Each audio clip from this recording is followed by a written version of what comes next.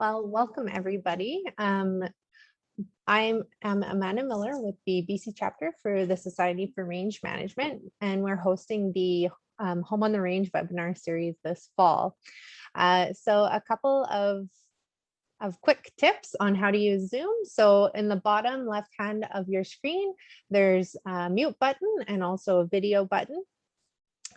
And then we will also be accepting questions throughout the presentation, but just drop them in the chat box, and then we'll have a question period and answer period after the presentation has been finished up.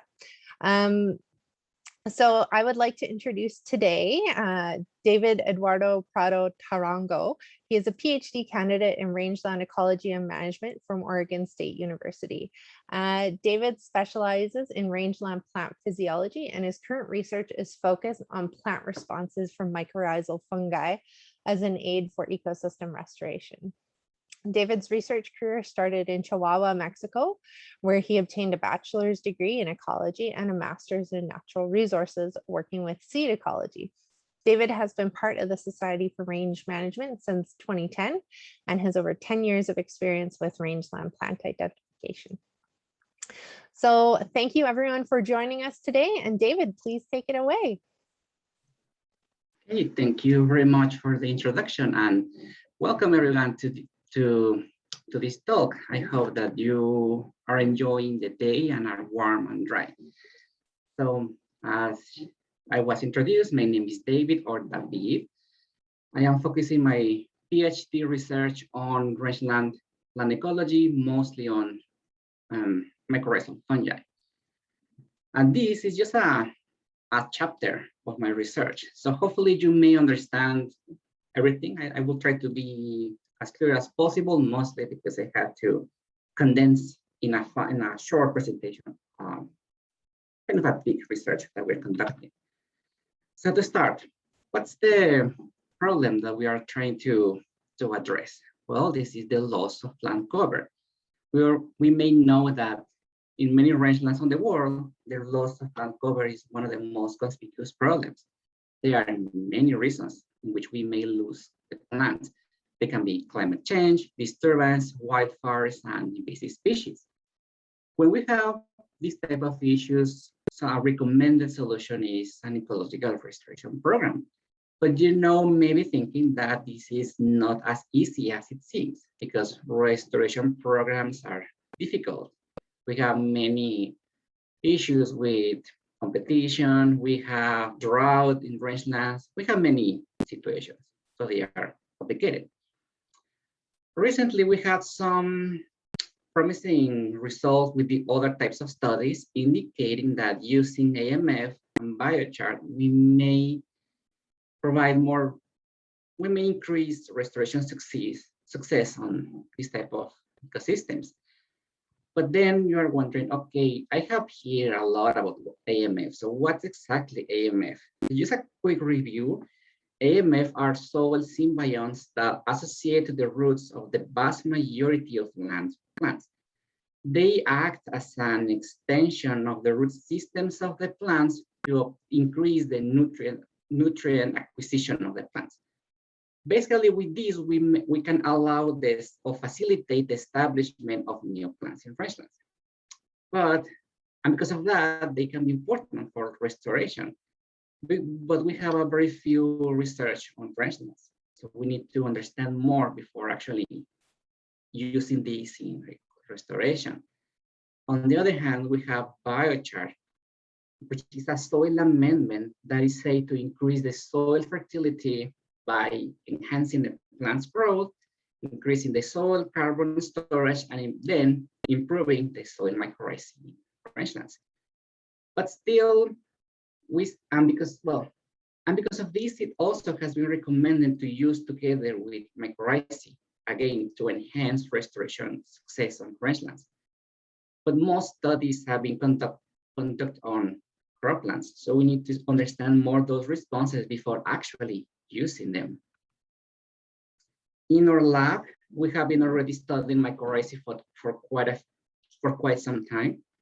We already know that plant species respond differently to the same type of AMF inoculum, and that beneficial responses may be associated to not only to the source of the inoculum, but also to the interactions with other factors such as the environment, the soil, amendments that we use, and many other factors. And based on other people's research, we also know that, or is expected, that when we produce or use live soil from an undisturbed ecosystem, we are using AMF from an undisturbed sterile state, which may provide more benefits to late sterile plants.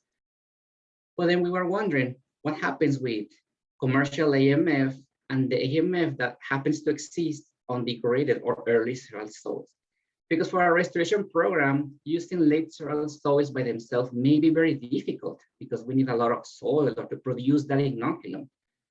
So what happens with the commercial available source that we can use more, probably more efficiently or more practical? Is that helpful? So we wanted to test differences between AMF sources with important plant species and see if we can actually get benefits that we want. Okay. And also if we can influence those responses with the application of biochar as we are expecting. So important rangeland plant species that we're studying include blue bunch wheatgrass, medusa head, and penata. Blue bunch, it's a perennial native plant species. It's one of those plant species that we want to have in rangelands, that we want to study, that we want to keep in place to protect the goods and services and everything positive.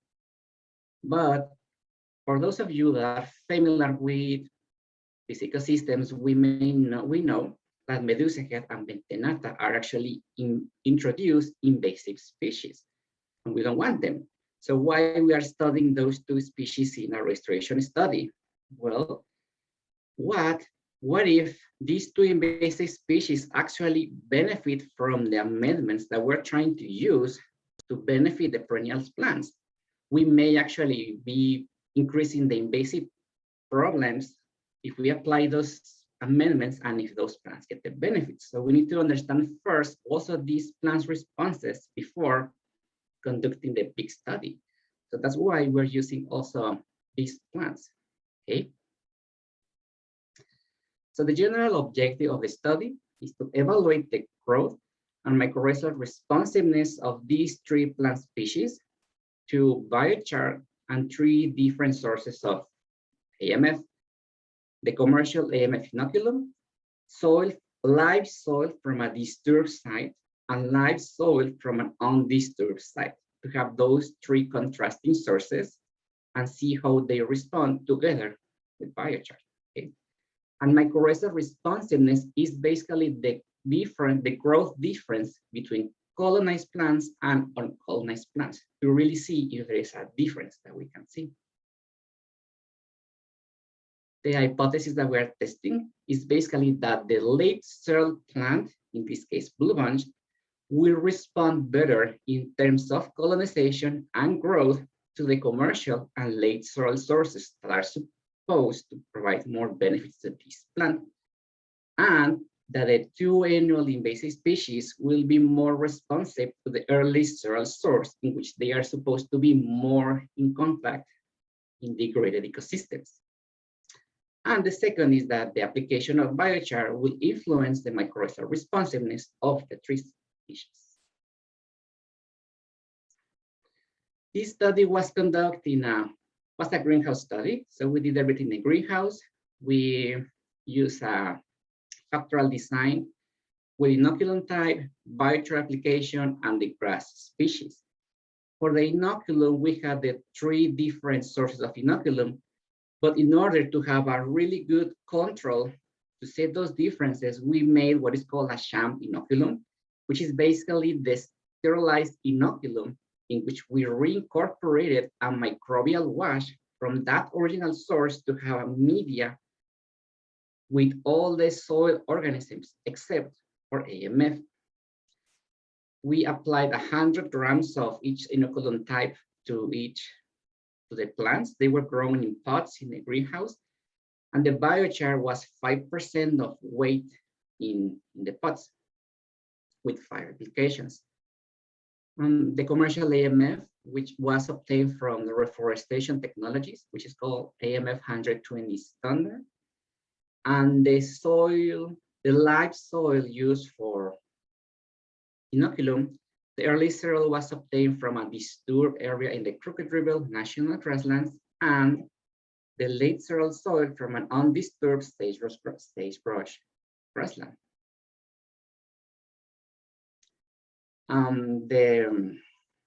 The study, as I said, was conducted in a greenhouse, was a factorial design, and it was randomized by blocks in the greenhouse. We tried to control the important variables such as light and moisture to try to reduce to try to control everything in order to understand what's happening in the greenhouse.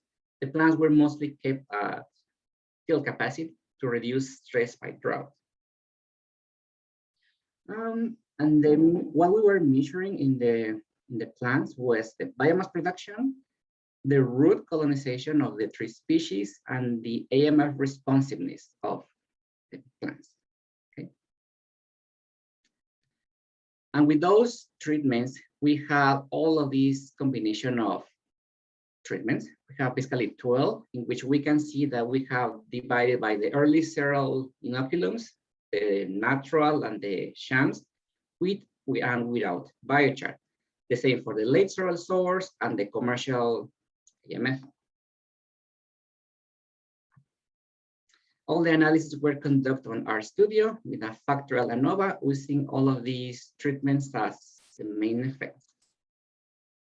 And now the fun part. The fun part are always the results. So I'm going to start talking about the colonization. So this is the ANOVA output for root colonization on the 3 plant species. If we can see the first part, the p-values, we can see that blue bunch, the responses of blue bunch were mostly driven by the inoculum source, biochar, and the interaction. So this means that we had the greatest colonization when the plant was grown with commercial AMF and biochar, with late cereal soil and biochar, and late cereal soil only. For medusa head, the responses were mostly driven by inoculum. So the greatest colonization was obtained with early cereal soils, with and without biochar.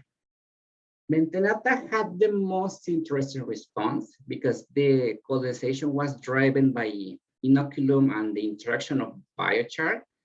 So we had the greatest on early cereal soils and with early cereal soils and biochar. So the plant was kind of liking by the early cereal soil inoculum.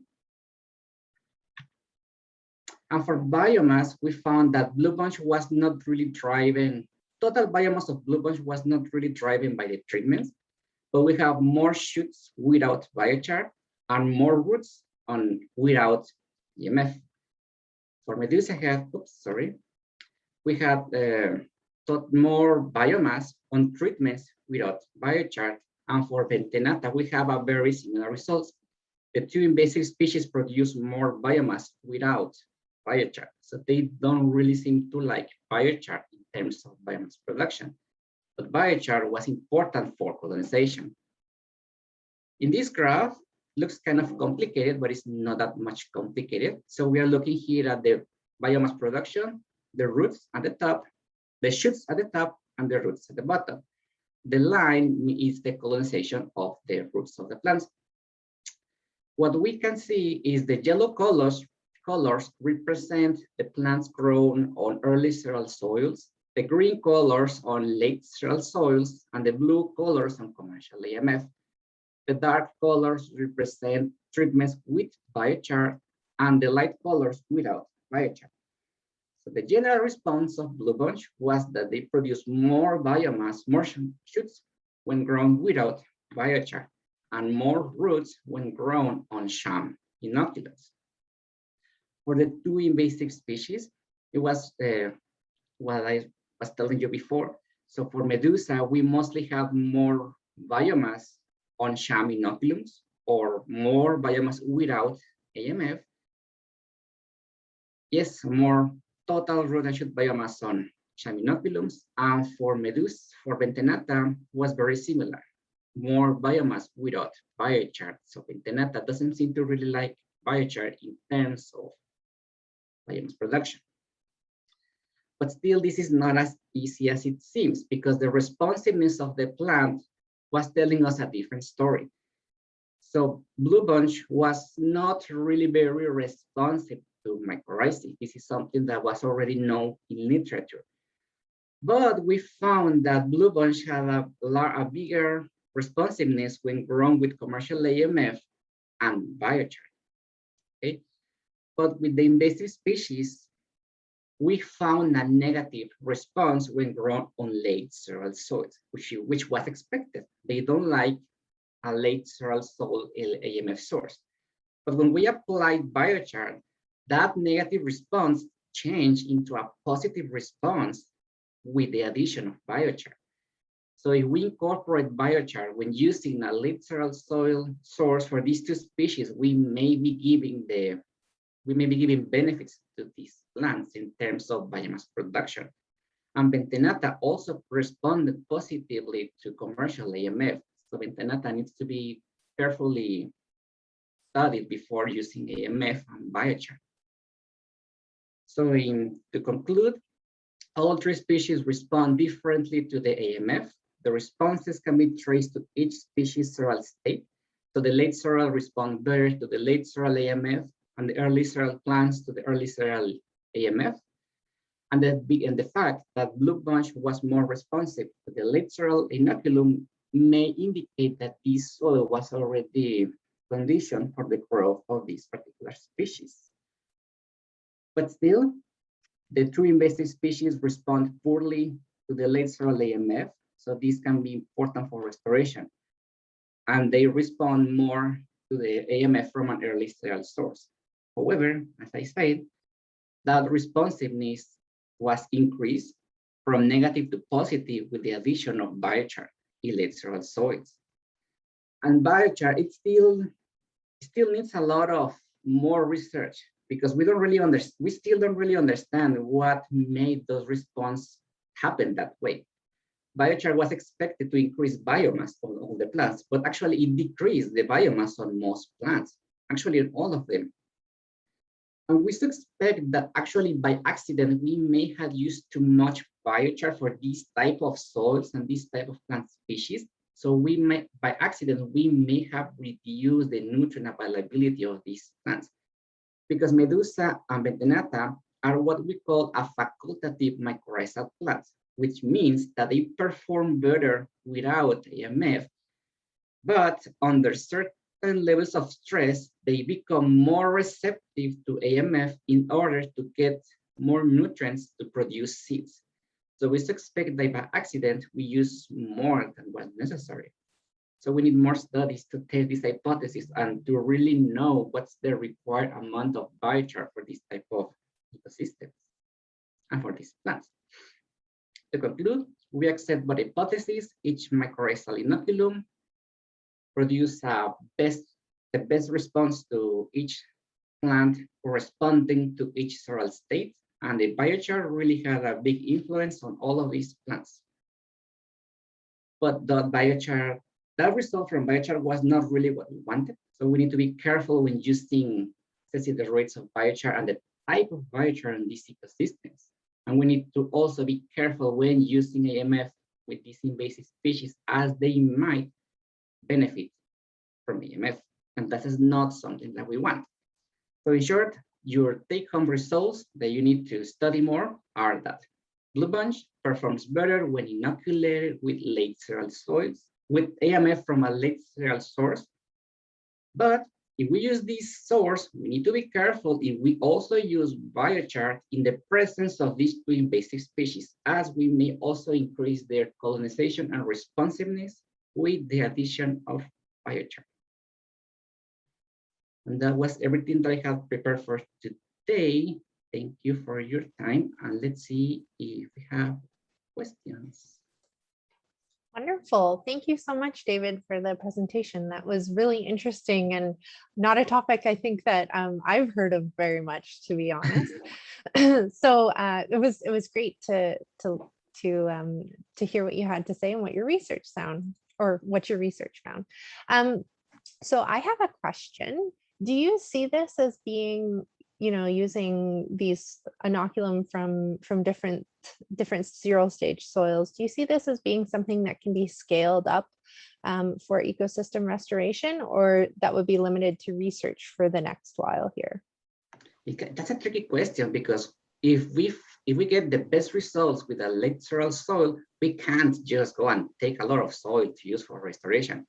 What normally is done is to take a sample of that soil and to reproduce or to grow that AMF in the greenhouse with specific, generally AMF plant species to produce a specific inoculum for a specific ecosystem. So the first step here was to see if that source really works, how it works, and the next step will actually be to see if we can actually reproduce that AMF community and then further test for a large scale. Because of course we can't just destroy a lateral ecosystem to restore another one. So this was just to test what are the responses of the plants. But I believe there is future in this. We just need to study more and to work more on this. Yes, absolutely. And then I think a follow-up to that is, and I may have missed this in the presentation, but did the late cereal inoculum have positive effects on Ventonata and Medusa head? By itself, no. They actually don't seem to like this source. They were more colonized with early cereal source. But as I did mention, when we put the biochar, they had a positive response to the late cereal and biochar. And that's when we said, okay, we need to be careful here, because if we use that source with this plant and then we put biochar thinking that it's going to provide benefits, to provide benefits to the blue bunch, we by accident maybe making the invasive species more competitive, which is something that we don't want. Yes. Well, that does seem like an excellent approach to ecological restoration then, if those late cereal stage mycorrhizal fungi don't have positive impacts on invasive species, but do on your native species, then that's something that I could definitely see being useful in future as it scales up. So yes, it's very important, of course. yes. Well, I'm not seeing any additional questions in the chat. So is there anything else that you'd like to say on this work, David, before we end the presentation? Additional words, I'm not very sure. I may be trying to get too fast on to how to meet the timeline. But there was something else that I found in the study that was not reported here. Something else that I want to try for the future is actually to see the plants reproduction in this case, because at the end of the study, I was able to see some plants start to produce inflorescence, so to try to see it. And I was wondering, okay, with a study like this, we can see the growth responses, and then we will be able to see the reproduction of the plants to see, okay, the plants are more competitive, they are bigger, and what's the reflection on the seed production. But at the end, I did not took that data like that, because in order to get the mature seeds for the 2NL species, I need to let them to mature, which means to dry. And if I do that, I will be able to see the roots, the live roots for the study, which is the opposite of what I want. So I see another possible step for a type of study is to replicate probably just with one species, the same study, and sample some plants at some point to see what happens with the roots, and leave others for the time to see what happens with the seeds. Probably the plants are bigger, probably they are producing more seeds, probably not. This is something that I see that can be done in the future. Okay, perfect. And I do have a couple of questions here. Someone asked, where did the soil for the greenhouse study come from? That's a good thing. Yes, I forgot to mention that. Sorry. So actually, the base of the soil that we use for the study was soil from that disturbed ecosystem, but we sterilized that soil. And to that soil, we applied the inoculum because we require a large amount of soil. And we also have made some other studies using the commercial plant media, but that doesn't give you a really good results because that's not really what the soil that exists in rangelands. So we took more soil from that disturbed ecosystems, of course, with permit from the site. We sterilize the soil and we apply the inoculum to that soil and see to try to replicate if we are a restoration in that degraded ecosystem using the 3 types of inoculum. Okay. Another question is, do you know how Forbes responded to biochar and AMF inoculation? Of course, well, that's another interesting question because it's kind of sad because this study is not published yet. So there was another college in our lab working also with AMF and biochar using a legume, is a forb. And in that study, we found a really good response with this particular commercial AMF and the biochar. That's why we wanted to start digging more what happens now on rangeland plants. We found that that forb was very highly colonized, so it was very dependent of AMF, and that response was increased with the biochar. So for this particular plant, it seems that more AMF and more biochar is the best. But we found in our study that not all plants respond the same. But that's just one type of plant. And we know that legumes are more dependent of AMF at some point because of the nitrogen fixation abilities that this plant have. It's a kind of complicated relationship there. So this may not be the same response for other types of forbs. So this is actually more, makes more opportunities for research in the future. Absolutely. And then we have one last question. Can you explain why blue bunch wheatgrass might respond better to late cereal mycorrhizal fungi versus early cereal?